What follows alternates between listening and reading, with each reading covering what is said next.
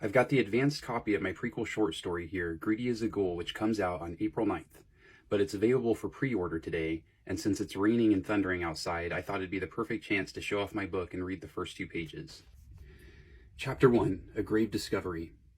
Those who practice dark and twisted things are doomed to walk dark and twisted paths. Vicinian proverb. The gray clouds on the horizon gave a deep, whoa, lightning just struck when I said that. The gray clouds on the horizon gave a deep, low rumble, not unlike Malfus's stomach. He ignored them both as he walked down the narrow road that wound through the marshy countryside like a snake. The ugly skies of Monrovia constantly threatened rain and often delivered on their promise. It was raining in the distance. It would only be a matter of time before the storms caught up with him. He knew he could only outrun them for so long. His stomach grumbled again, and he sighed. Knowing he couldn't ignore his hunger any longer, Malfus reached into his belt pouch, bracing for disappointment. His fingers fished around until they found his last piece of dried meat. He pulled out a strip the size of his little finger and brushed dust and hair off before popping it into his mouth. He chewed slowly, savoring it, even though the scrap had more gristle and fat than any cow he'd ever seen.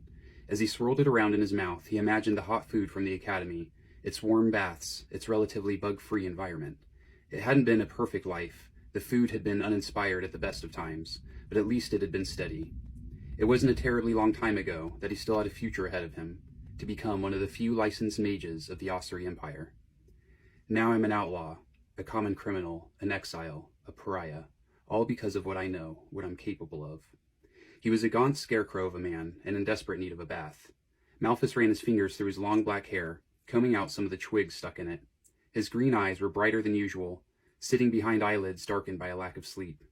He spat out some of the fat and gristle, then waved away a growing cloud of mosquitoes. They, like him, were starving. Now I'm a stranger in an even stranger land. He hadn't gotten used to Monrovia's strange cuisine. Pumpkins, radishes, cabbage, and lamb, almost all of it pickled. The food took some getting used to, but he'd pay good coin for it now, if he had any left to spend. He missed his soft bed back at the academy. Right now he'd settle for a pile of hay in an empty stall. Anything was better than sleeping on the wet ground, worrying about bugs. He'd already dealt with the perpetual itch of things crawling in his underarms and nether regions. Just one warm bath and a hot meal.